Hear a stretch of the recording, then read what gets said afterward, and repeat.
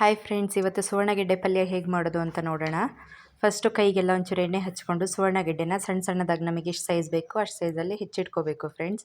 ನಂತರ ತೊಳೆದ್ಬಿಟ್ಟು ಅದಕ್ಕೊಂದು ಒಂದು ಸ್ವಲ್ಪ ಹುಣಸೆಹಣ್ಣು ಹಾಕಿ ಒಂದು 10 ನಿಮಿಷ ಬಾಯ್ಲ್ ಮಾಡಬೇಕು. ಹುಣಸೆಹಣ್ಣು ಯಾಕೆ ಅಂದರೆ ನಾವು ತಿನ್ನಬೇಕಾದ್ರೆ ಬಾಯಿ ತುರ್ಕೆ ಬರುತ್ತೆ, ಹಾಗಾಗಿ ಹುಣಸೆಹಣ್ಣು ಹಾಕಿ ಒಂದು 10 ನಿಮಿಷ ಬೇಯೋ ತನಕ ಬೇಯಿಸ್ಬಿಟ್ಟು ಸೈಡಿಗೆ ಎತ್ತಿಟ್ಕೊಳ್ಳಿ. ನಂತರ ಇದಕ್ಕೆ ಮಸಾಲೆಗೆ ನಾನು ಶುಂಠಿ ಬೆಳ್ಳುಳ್ಳಿ ಪೇಸ್ಟ್ ಮಾಡ್ಕೊತಿದ್ದೀನಿ, ಹಾಗೆ ಜಜ್ಜಿಟ್ಕೊಂಡಿದ್ದೀನಿ.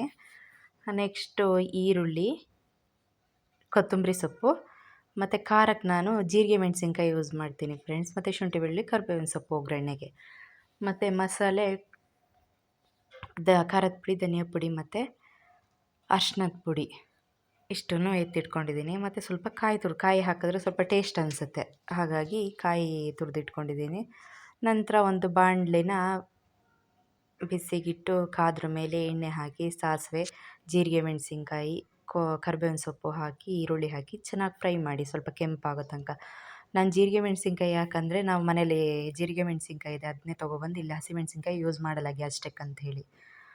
ನಂತರ ಶುಂಠಿ ಬೆಳ್ಳುಳ್ಳಿ ಪೇಸ್ಟ್ ಹಾಕಿಬಿಟ್ಟು ಚೆನ್ನಾಗಿ ಮಿಕ್ಸ್ ಮಾಡಿ ಈರುಳ್ಳಿ ಸ್ವಲ್ಪ ಬಾಡಿದ್ರ ಮೇಲೆ ಖಾರದ ಐಟಮ್ಸ್ ಏನು ಇಟ್ಕೊಂಡಿದ್ರಿ, ಖಾರದ ಪುಡಿ, ಧನಿಯಾ ಪುಡಿ ಮತ್ತು ಸ್ವಲ್ಪ ಅರ್ಶಿನದ ಪುಡಿ ಇಷ್ಟು ಹಾಕಿ ಚೆನ್ನಾಗಿ ಮಿಕ್ಸ್ ಮಾಡಿ.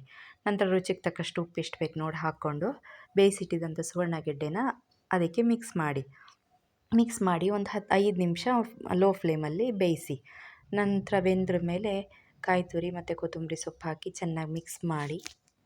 ಈಗ ನಿಮ್ಮ ಪಲ್ಯ ರೆಡಿ ಆಯಿತು ನೋಡಿ ಹೇಗಿದೆ ಅಂತ. ಪಲ್ಯ ಇದು ರೊಟ್ಟಿ ಜೊತೆ ಕಾಂಬಿನೇಷನ್ ಸೂಪರಾಗಿರುತ್ತೆ.